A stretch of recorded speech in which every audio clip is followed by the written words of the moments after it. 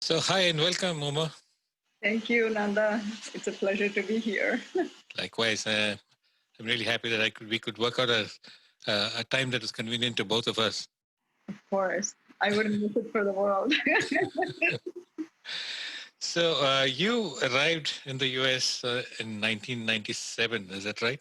Yeah, I came here on January 4th on a a Wintry day. cold St. Louis morning, straight from Chennai.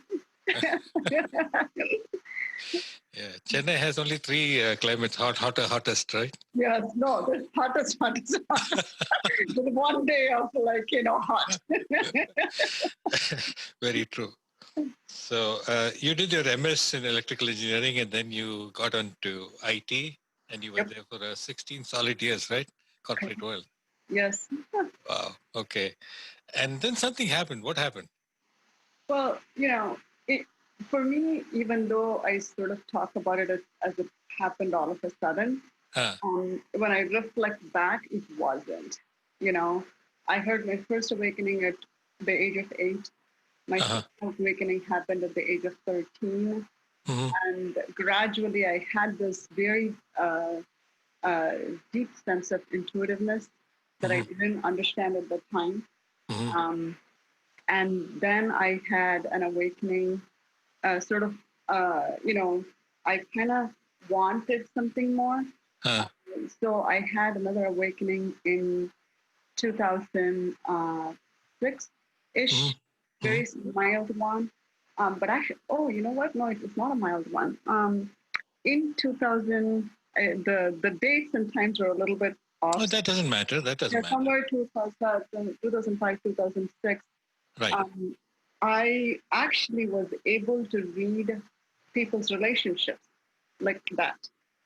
Hmm. Just came to me, you know. I had three people's marriages that I knew would dissolve even before it dissolved. Hmm. The major one that happened was, just like in New York, we have a big park here in Chicago called Lincoln Park. It's a beautiful summer day. It's, just one of the best days I'm walking. And I hear about my coworker, such and such is going to get separated from his wife. You're going to hear about it on this date. You heard a voice. It See, the thing is, for me, the most challenging part is telepathic for me. It's not a voice. Even Oh, I understand. Yeah. So I yeah, was just so trying to see if it is a clairaudience, as they call it, or is it? Would you say that you developed clairaudience? Is that what? Is that the right thing? my sister, my younger sister, is clairaudient. She Okay. physically hears. Oh, okay. She hears. For Ah. me, it's imprint on my brain, which is also called clairaudient. Okay. But it's sort of like it's sort of like you had to just really pause. Okay. Um, and what happened was when I was in the park, it was a really long sentence. Such Uh-huh. and such is going to separate from his wife and blah blah. You don't. Right. I for a second I was shocked, and I was like, "What the hell just happened?" And there was a, park bench. I sat on it, and of course, when you don't have an understanding of it, you go into your mind, and you say, you reason with it and you say, I said, what a horrible person you are to think about your friend. And this person Uh, had an amazing relationship from the outside when people looked at it, right.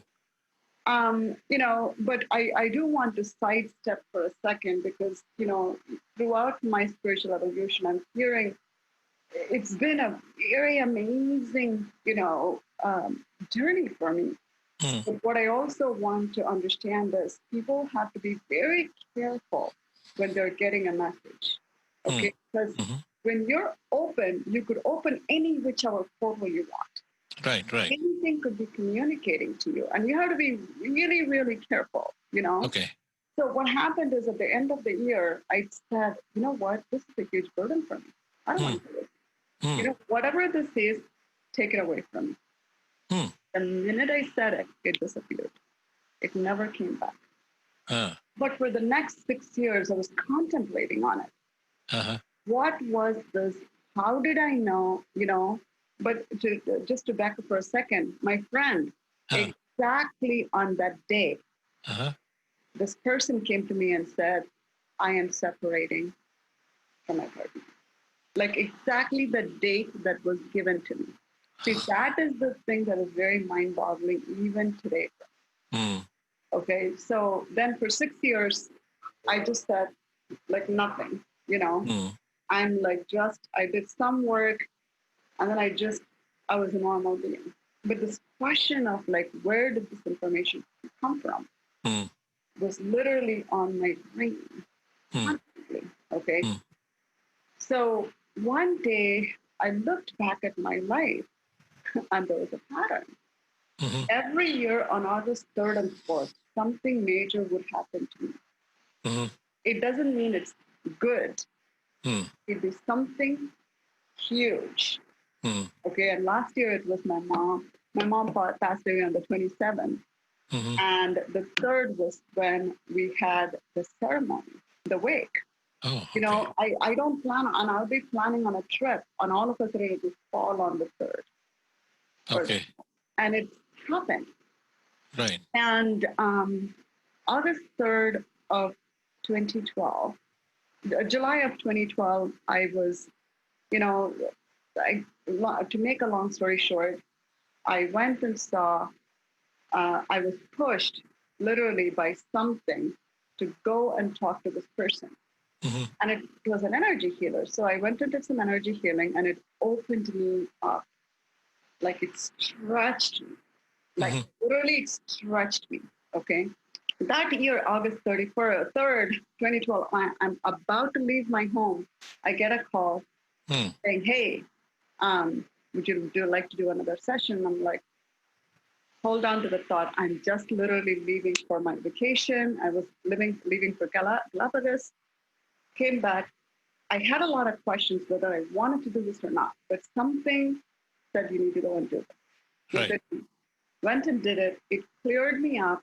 And then one day I was sitting on my couch and I said, dear God, I now understand you better than ever. Mm. And I now want to understand what love is. Mm. And I went into Amazon and there was a book waiting for me. And it was Mm-hmm. called The Book of Love and Creation. And Mm-hmm. it was channeled text. See, Okay. I think that was pivotal to my catapulting of my spiritual journey Right. because I would never have touched this book. I would have never even given thought to channeled information being so logical. Right. You want like, push everything, you put it in the category of psychic.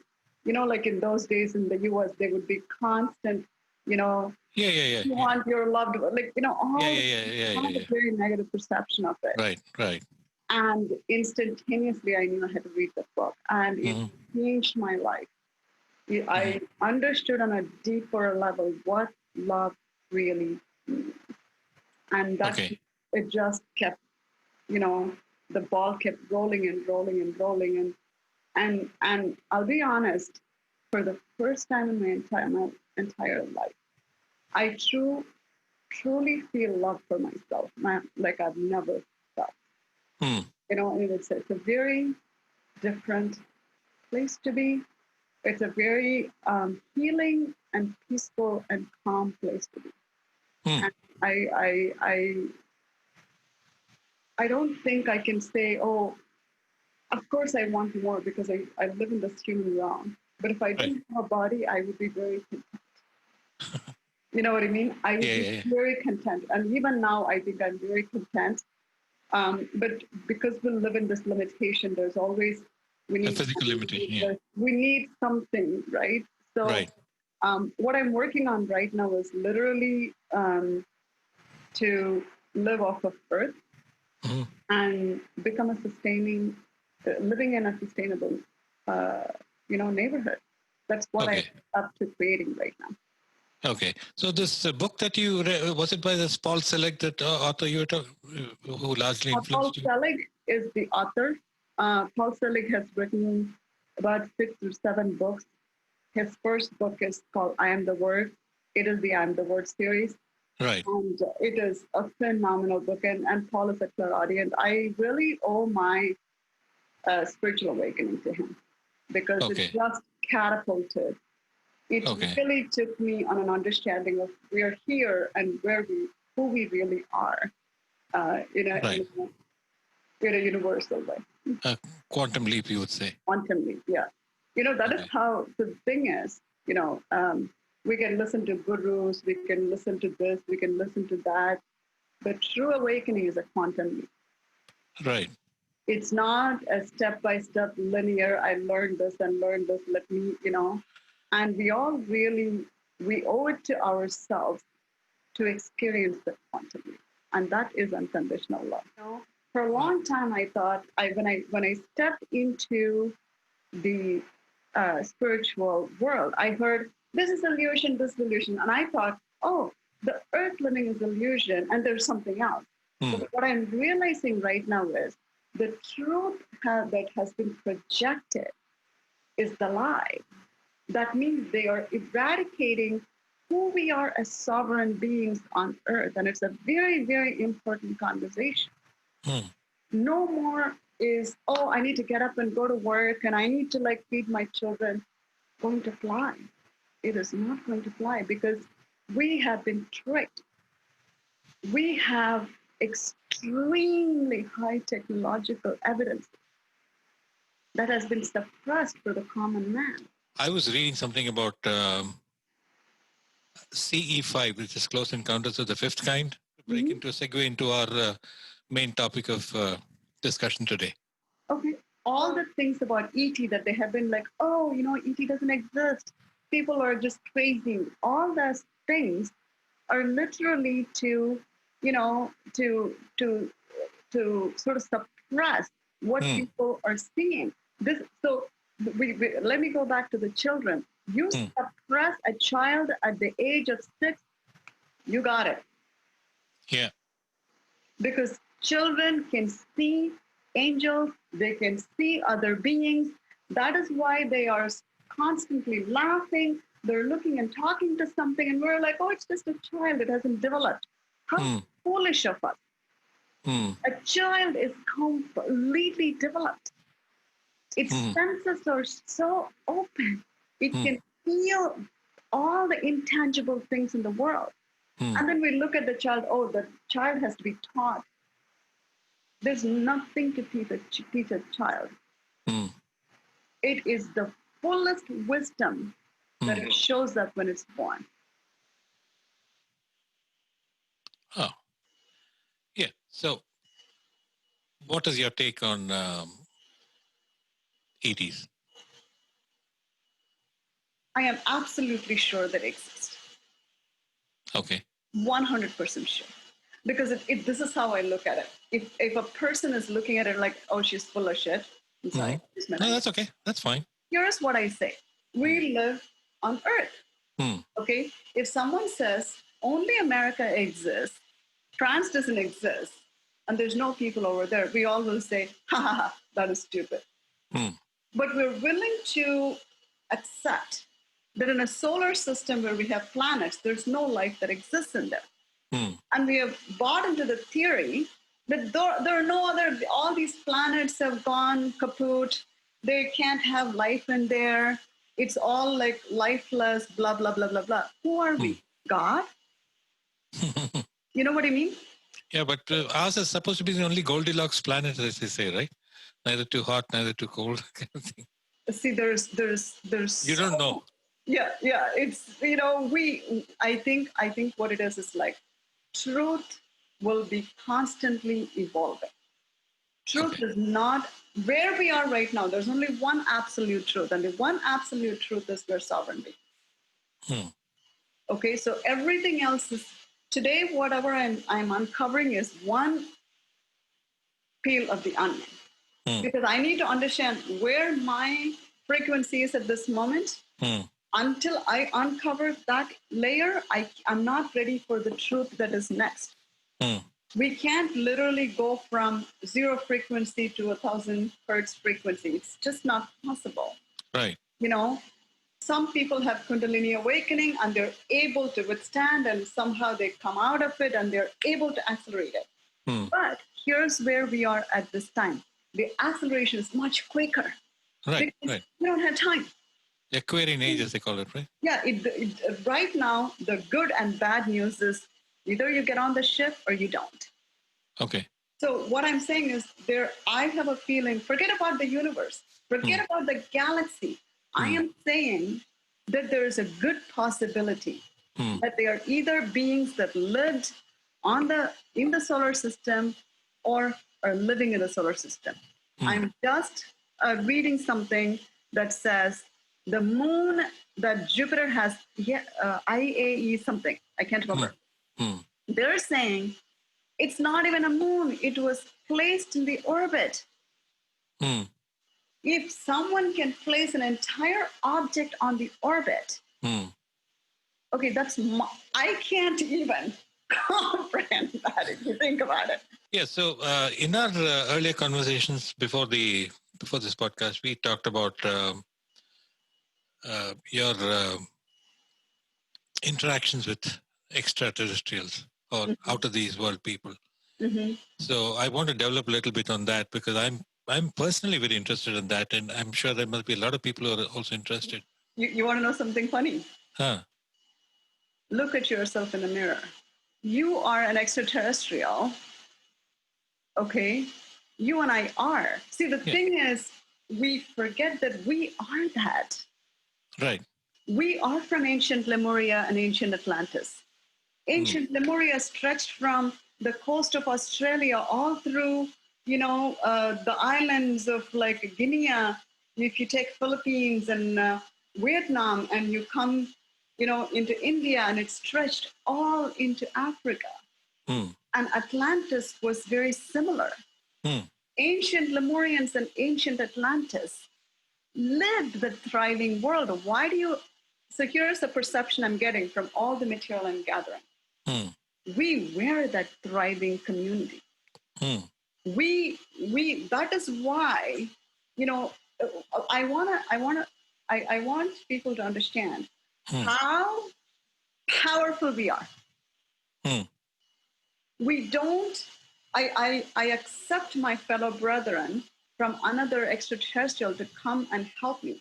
I take it with wholeheartedness because he is and she is part of my family.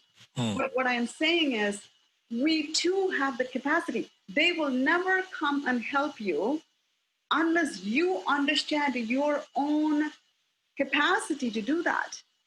Even if you ask for it. You can ask for it. What I would say is tap into your own expansiveness of what you can do. Okay. You can ask for help. That is immaterial. But understand that if you take your cell, it has memories of ancient Atlantis. It has memories of ancient Lemuria. It has memories of true abundance. True abundance. So from a channeling perspective, from hearing messages perspective, there is infiltration of other beings and forces. It seems very benign, but it has a flip side to it. So I'm going to go back to Hinduism because that's where I come from, and I can talk about it freely than other religions. Right. Okay?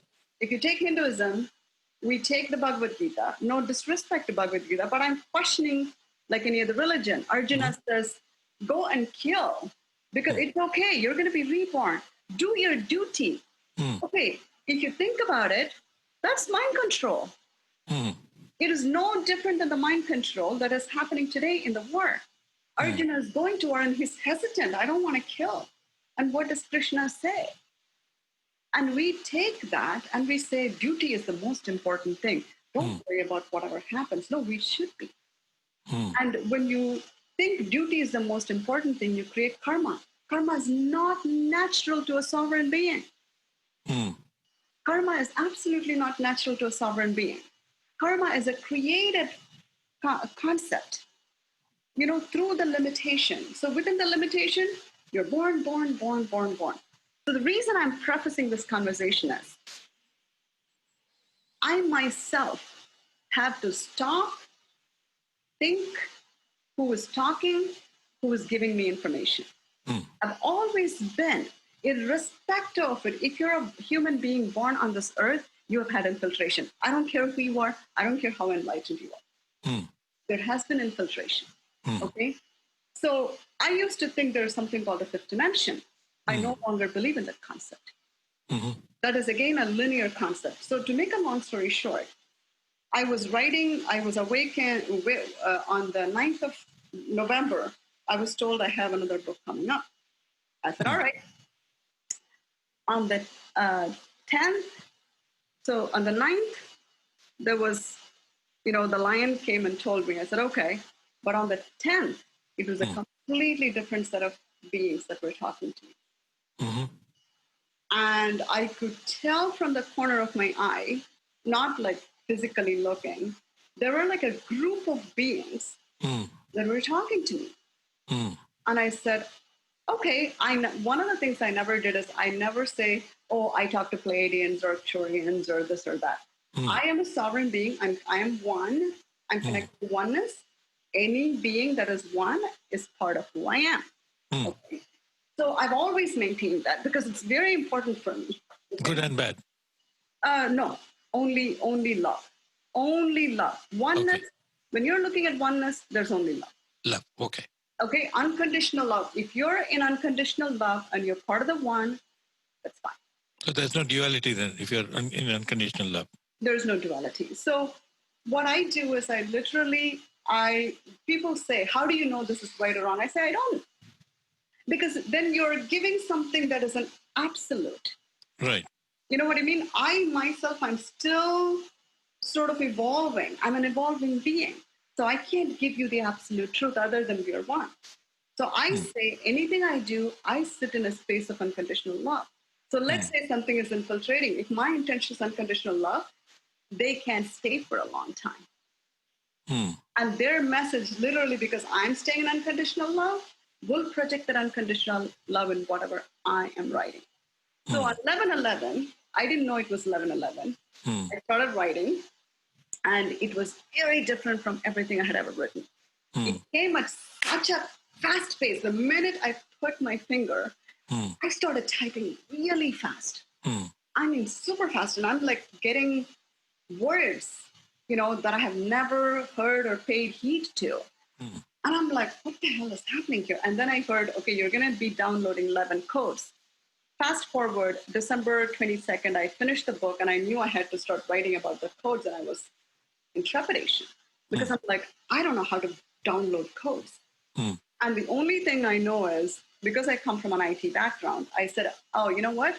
They said you're going to be downloading metadata. I'm like, I don't know what metadata is. And I was like, I paused and I said, I know what metadata is from the perspective of an IT background. And, a long time ago when, hard disks were very expensive, we used metadata. That's all I said. And I started downloading pages and pages. And each symbol is different from the other. Everything is different, yeah. It's all unique. Yeah, they're very unique. Almost like letters to an alphabet, right? Yeah, so what's interesting about this is, which I didn't know at the time. So I also don't cross-reference my work to keep up with the purity of it, because if I cross-reference, then I'm doubting my channel. Right. So when I started, it came like this, and I didn't know what it was. And one of my physicist friend, I showed it to him, and he said, oh, it's light language. I'm like, okay. So I went and just literally, just to understand, I looked at it. Some of the alphabets here are in fact light language. But here's a funny thing. I don't think they came here to give me light language. It exists already. You don't need another person to write light language that already exists. Right. And then it evolved into something like this. This is not light language. Right. Okay. So basically, there's one thing I will talk here. So they talked about a word called metatones. When I heard it, I knew it existed. Because some words when you hear like that doesn't, I've never heard of the word, but when I heard the word, I'm like, I know this word exists somewhere in the English language. So the metatones are the universal tones that when you are your sovereign being and in your oneness, it's a vibration that you can hear from the universe in the forest life. So I'm going to quickly show this. Okay. Okay. So basically what they are is we're so disconnected that we don't pay heed to the metatones. Okay. Either we don't have time, we're too busy, or we're disconnected, we're walking through a park, we don't hear the bird that's singing or the river that's flowing, right? These metatones, what they happen is they are a combination of metatones and light language and musical tones. Okay, most of my work is Fibonacci series. Straight lines Fibonacci series. Almost 95% of my work is Fibonacci series. Okay. I could say even more, but I can't remember it. I can see that. Yeah. Yeah. So so what I am being told is that it's a combination of the metatones and the light language together. Okay. So what we're trying to do is you're trying to heal yourself with just light or just metatones. By combining it, you're causing instantaneous healing. So when people are trying to listen to harmonics, they get distracted. But what this is doing is, the minute you see it, you're like, whoa. You know what I mean? It's trying to grab your attention immediately. Otherwise, you have to use your mind. The whole thing that has been done with this is to not use your mind. So I have had... By mind, I'm sorry to interrupt you, but by your mind, you're talking about intelligence or you're talking about the mind? Intelligence as in logic? See, there's two kinds of intelligence. Right. One is the innate intelligence and then your mind intelligence, right? Right. What this is, it's invoking your innate intelligence. Innate intelligence, yeah. Yeah. So when you look at it, so here's a funny thing, right? I've heard people come and do this work. All of a sudden they have chakras opening up, all kinds of body vibration. For me, nothing happens. You would think like every time I draw this, my heart chakra is like vibrating like crazy, or that doesn't happen for me. And I think that is by design, because otherwise I wouldn't be able to do artwork. So or is it all part of the so-called new age, as you say? I don't think it's a new age, because if I allowed the new age, then I wouldn't be able to. No, I'm talking about this heart chakra opening and all this. A lot of this is new age. I hate to say it, because it's almost like, we want drugs to feel high. We want alcohol to feel high. Now we need new age to feel high. You know what I mean? Yeah, so it's been a big turnoff for me right from the beginning, because you have to feel everything. Right. What New Age movement does is, you feel angry, raise your frequency, No, the anger has to be felt in your cells so that they can get out of your system. By trying to force it, by going into meditate, let me go and meditate for 10 seconds and just release this anger. No, because you have piled up anger, you have karmic anger, you just keep suppressing it, and you create this building block that will never go away. So one of the things I have been very conscious about it, if I am pretty angry, guess what?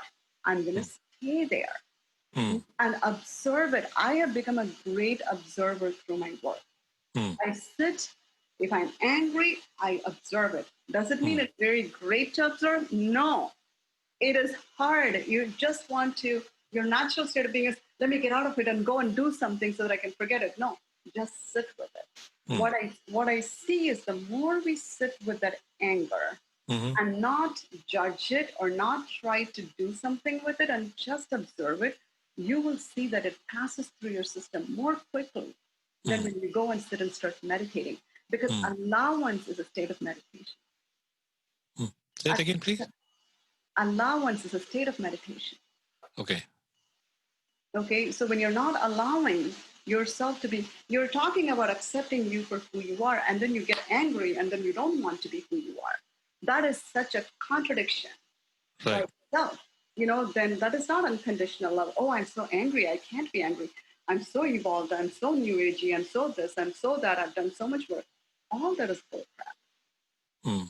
So we need to experience us to the fullest of that which we call dark and that which we call light. If we suppress the experience of dark, we cannot experience the light equally. Because in a duality world. say it again? In a dual world. Yes. Because your body has innate intelligence to dissolve that which appears. That is not good for your existence as a sovereign being. That which does not belong to you can be dissolved by your body by the sheer allowance that you give for that experience. So the sovereign being, as I understand, is a net zero sum, right? Net zero. That's it's neither hot nor cold, anger, peace, war, nothing. It's Everything a else neutral is place. It's a neutral place. It's a place of neutrality. Then you come all of a sudden to a point where your body naturally speaks the intelligence and it brings you to the truth of what you need to know. And I used to think I'm this. And I all of a sudden, the last 3 months, I'm not that. When you find out you're not that, it's like a huge, wow, that's what I thought was the truth. You know what I mean? The truth is, no single person or no politician is going to come and save you. I don't care who you put on that chair. I don't care. It is your and my responsibility and accountability to bring ourselves there. And I'm not saying neutrality is easy. I struggle with it. When you see something so huge, it kind of pushes you back like 1,000 miles an hour wind. It just kind of shakes you up. But be there. When you are critiquing, don't try to suppress the criticism. Observe that you're critiquing. Observance is the absolute necessity to experience us as a sovereign being. Yeah. So when you talk about a mind and when you talk about this, when you talk about an individual as my mind, it's a kind of a localized consciousness, right? When there is supposedly universal consciousness. There's many, I remember one scientist said that there's only one mind and there are different phases that go through different people. So universal consciousness is true. But see, universal consciousness, what we do is we take universal, I think because we are so much in physicality, we take universal consciousness and then we try to define it. We try to own it. Yeah, we define more because we, as where we are, with the 2 strands of DNA we have, we need everything to be defined. The minute we go into definition, we are limiting the expansive nature of something. Okay, so for example, I'll use the term metatone. I didn't know what a metatone is. And I'm like, okay, I'm getting all these jibber jabber. I don't know what this is. So what I do is, when I get a work, I never go and do an in-depth analysis because it interferes with my writing. Okay? I just will Google just to see if the word exists. That's all I do. Right. So what I did is I Googled and the word exists. And what I found was there was a 1-line definition of metatone. Okay? And I have been given about 7 or 8 terminologies: meta state, meta being, metaform, metatones, and all kinds of things. One of my girlfriends calls me who read my book, which is still in paper form. She goes, Uma, the definition that they have given to you and what I found in the internet are nice. Yours is it goes so deep into our being rather than staying on top of what the definition. But do we need the definition?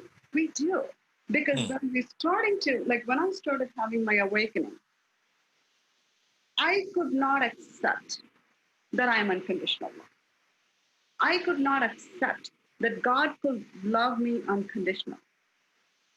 I was like, that's not possible. I don't like this person. I'm fighting with my mom. I'm arguing with my brother. Like, I can't be unconditionally loved because I need a definition for what unconditional love is.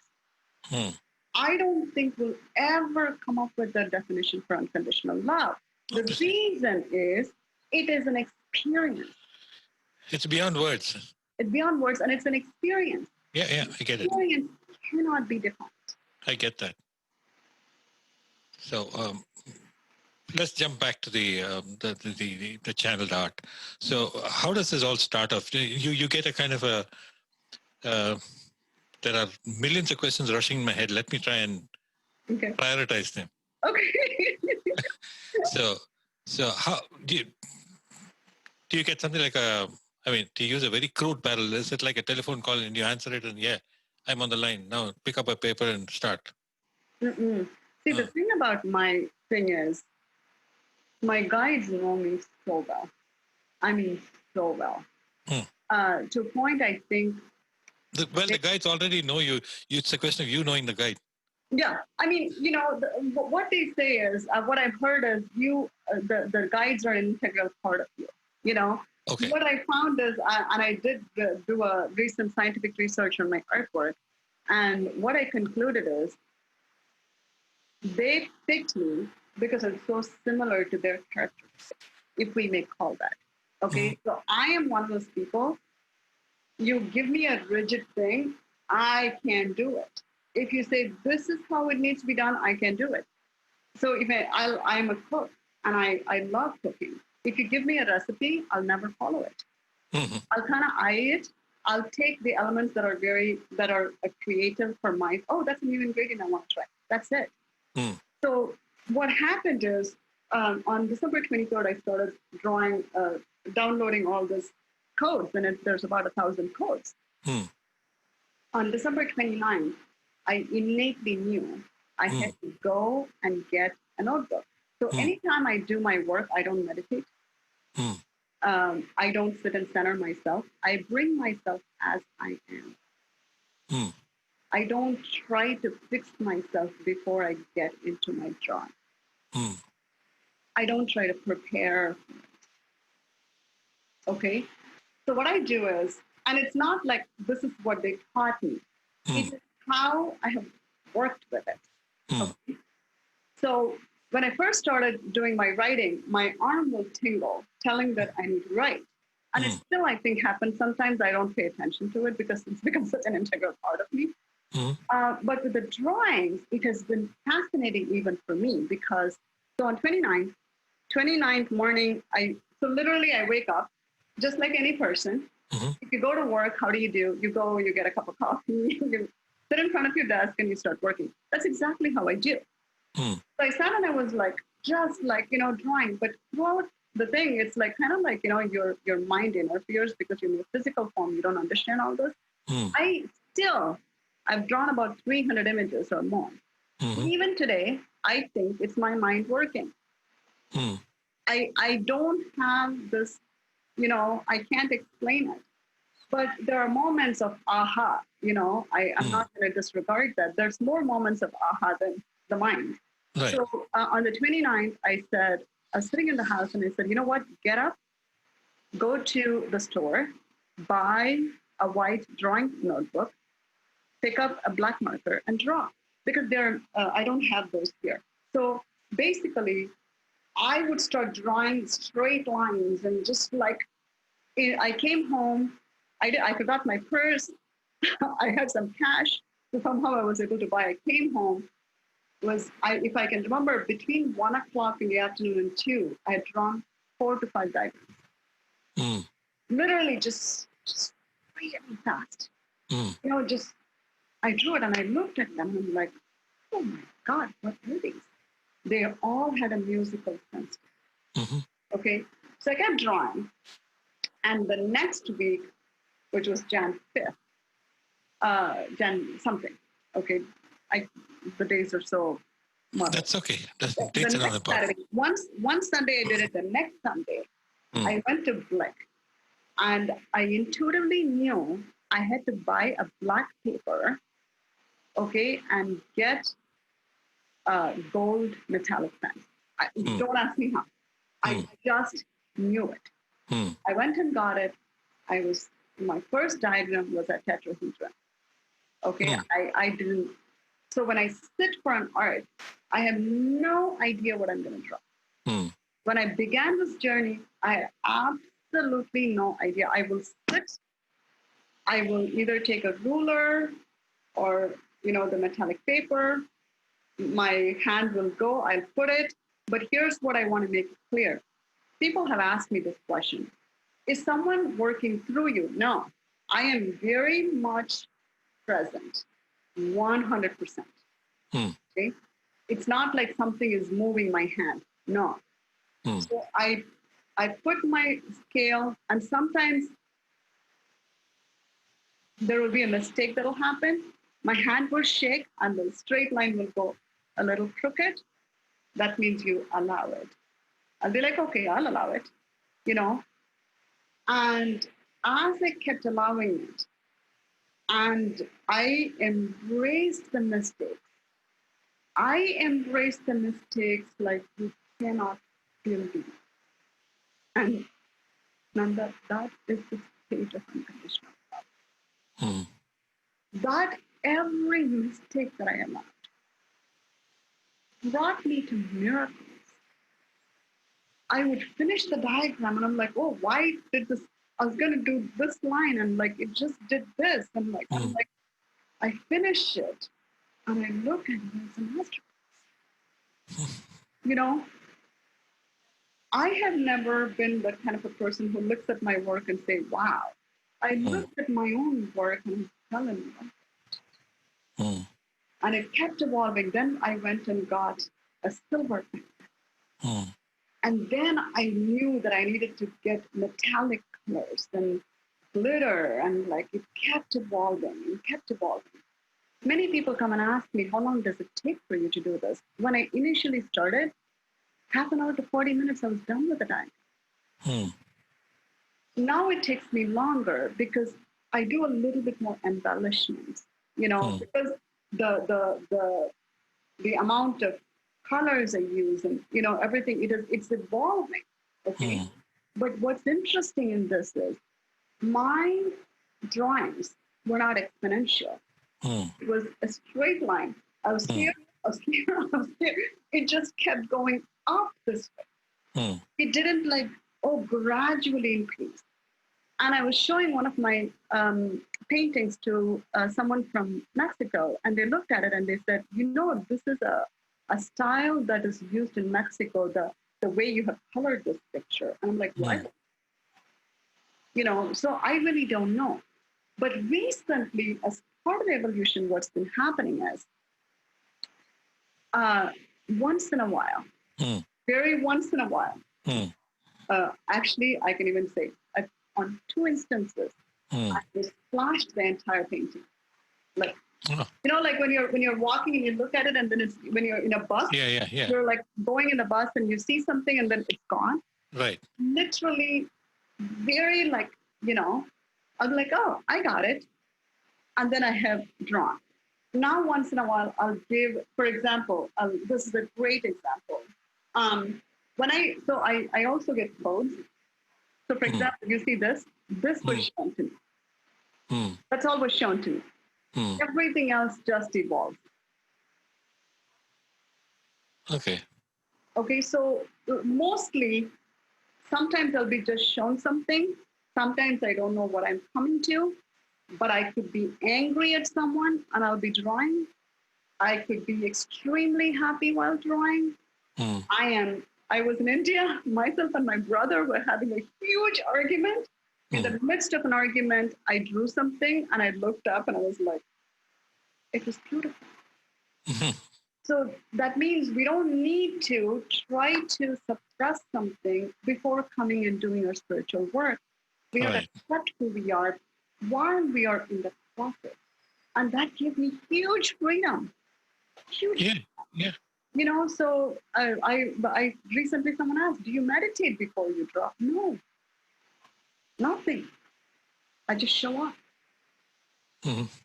And any idea from where these uh, this question sounds silly, but I'll ask it nevertheless because many would want to know. Do you have any idea where these guides are from? Which planet they are from? Which That's a very galaxy? good question. Sorry, I didn't even let you finish. So, because I'm not one of those people, so for example, if I say this is from Pleiadian, everybody, oh, that's so Pleiadian.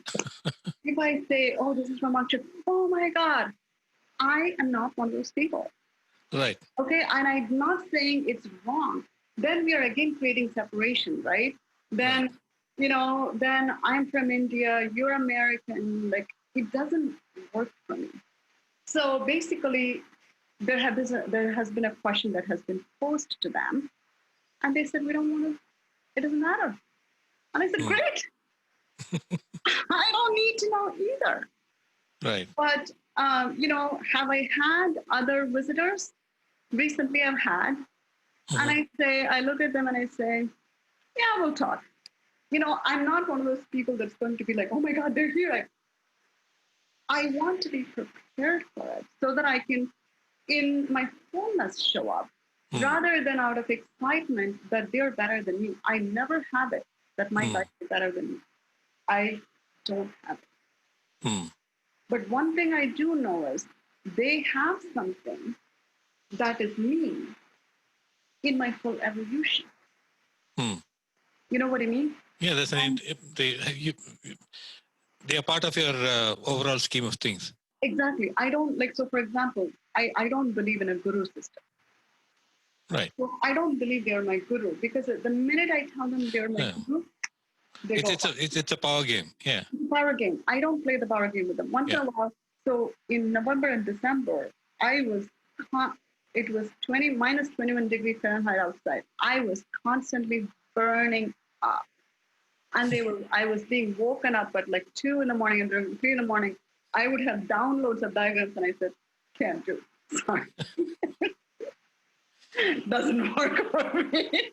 Okay. No can do. No can do. But you know what? I think I love them. And I think very recently I've started drawing them. And I Uh-huh. didn't know it was them until I saw them recently. Oh. They came to me in a dream very recently. They're like my painting, metallic white and metallic black. Uh-huh. It's like if you take like a newspaper and you cut it into shapes, okay, and then you have bright metallic white and bright metallic, that's the shape they were. And lo and behold, I just recently was looking at something like, wait, that's them. That's how they look like. So they do have a form. Part of them are from what I have found out. I recently did a scientific research. There was a controlled remote viewing that was done on the images, and the person who did the controlled remote viewing, for the purpose of, none of this work is really been shared with everybody. So at some point, I will share the names. I haven't worked I out understand. them, but they have, Mm-hmm. super confidential reasons. Yeah. The person who did the work is one of the most known people for remote viewing, Mm. if not in America, in the world. Okay. Okay. If not in the world, in America at least. So she did the work. She doesn't have any concept of extraterrestrials, blah, blah, blah. Comes back and she's like, yeah, there are 10 people that came through. You know, Okay. some of them are in human form, a few in human form, and the rest are extraterrestrials.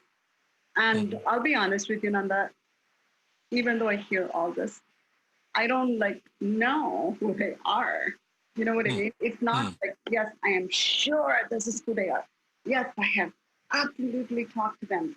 What I tell them is, listen, show up soon so that I can have even a better relationship with you guys. And then recently I said, you know what? If you're all going to show up, I'll show up at your place. How about that?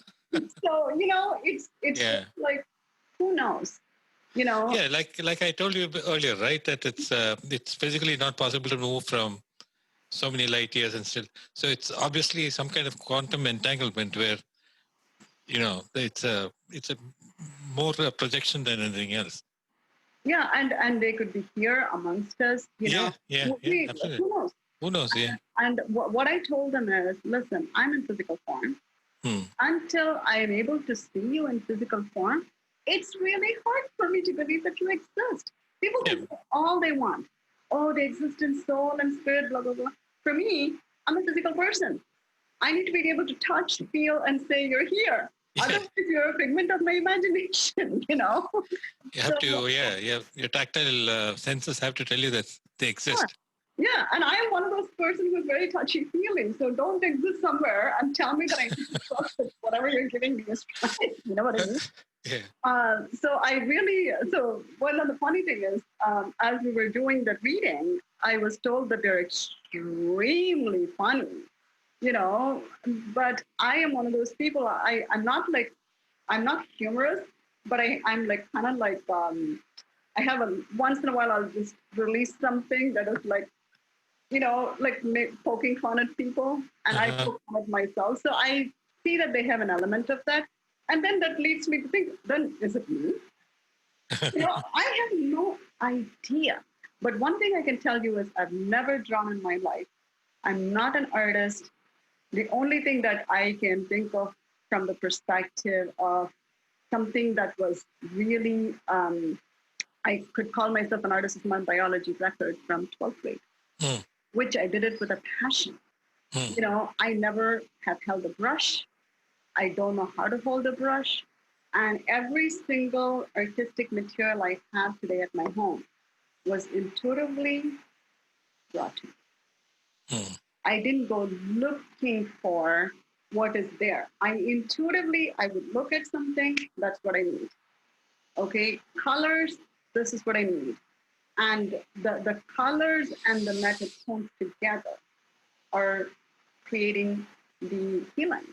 But, before we go, I do want to talk about the healing aspect of it. This particular image creates portals, multiple portals. So when you... Multiple what? Portals.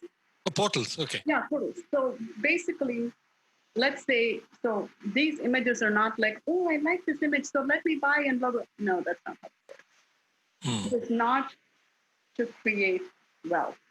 If it creates wealth, it will be focused upon something that is for the healing of humanity. It is not going to be like, you're going to find me in a $500,000, car driving around. That is not the purpose of it. If that happens, know that someone gifted it to me. Okay? But the point of these diagrams are, truly when you take it in and the image will speak to you, your chakra will vibrate, or you'll have a strong emotion with it. And then as you sit with that particular image, it just keeps opening up, keeps opening up, and keeps opening up. And I have had 2 people have Kundalini awakening with this. I've not. I've heard people, or maybe I am having it and I don't know, Maybe it's already done. Maybe. And dusted. If anybody had a smooth sailing of a Kundalini awakening, that would be me, because I have no idea. Because I've heard Kundalini awakening is not easy. But I did go through a period between November and almost until February where I was just hot all the time. I would go out to minus 21 degrees and I'll be opening my jacket, and I'm one of those people who is constantly cold. So that did happen to me. And I have had my first chakra vibrating for the last 6 to 7 months. It's just the buzz that's always there. So I don't really delve into it and just start like Googling stuff. I just like, okay. These images are multi-purpose. So when people are looking at it, they really have to, like one of the things people get into in their head is like, they'll look at it. Don't use your brain to look at these images. Sure. Don't try to analyze them. Don't try to find a reason. Don't try to analyze them. Yeah.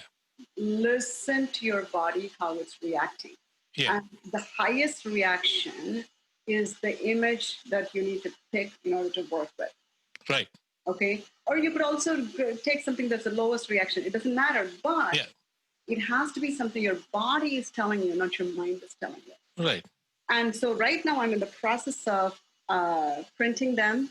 Mm-hmm. I've had a hard time with like getting the prints going. Mm-hmm. Today I'll get my first, print. Mm-hmm. And I am looking to, before the challenging thing about these images is like, you can't just sell them because Right. people really need to feel the process. If they take an image that is not for their well-being, I have a feeling, I'm not going to say it's true, that it may not serve them. Right. So, for example, people will go into their head and say, oh, that is my healing color. No, that's your brain. Mm-hmm. Oh, that is my totem animal. No, still your brain. Mm. Okay. Oh, this is my guides. This is how they show up for me. Still your brain. Mm. Listen to your body. Go into that sovereignness. Trust your body to be your guide. Mm. Listen to the vibrations within your body. So I also am very careful that people don't pick the wrong art. Right. Okay? Right. And also, like, it's not used for a wrong purpose. It may decorate your home, but that's not the purpose of it. Its purpose is healing. So Right. working on it, I'll give you about 10 images to put it on your wherever you want to post it. Yeah, that's why I was. Yeah, absolutely. And if people want to print or have the image, they can call me. Yeah. Best way is to email me. Okay. And they can reach out to me, and if they want to have a session with me, they can have a session with me. Yes. Yes. The best way to do the session is in person. That's what I would recommend, but not everybody lives in Chicago. So Yes. I can go through it on the phone. It's about an hour and a half session. I will not do after an hour and a half because my body cannot do it. Mm-hmm. Okay. So an hour and a half is stretching it. Right. 15 minutes to an hour is when I can do it. The 30 minutes is to just answer some questions. Okay. So that's a limitation, and I'm happy with it because my body has to deal with it as well. Okay. And one of the things is I can't talk for long periods of time unless it's a very like this kind of conversation. It drains me to just sit and chit chat, so I don't chit chat anymore. So people are just looking for chit chat. It doesn't happen with me, and they can't take it personally. Understand. Yeah. So I'll put this all down, and it's been great speaking with you, Uma. I'm glad this happened. You have no idea. You have no idea. My thing is to help humanity. And whoever is ready for this. And before we go, I'm going to tell one thing. This work is not for the faint-hearted. If you're looking to coast along or just have a small experience, this is not for you. If you're looking to have a breakthrough and looking into a Kundalini awakening kind of an experience, this is for you. Don't expect it to happen overnight. It may happen overnight, but unless you're ready for it, I'm not the right person to do. You may have to do some other work before you get to me. Okay? Understand. Yeah. Thank you very much. You're welcome. Thank you, Nanda. I hope you'll call me later, or let's absolutely. Yeah, let's touch base at another time. Okay. Sure. Okay. Sounds good. Thank you. Bye-bye. Bye.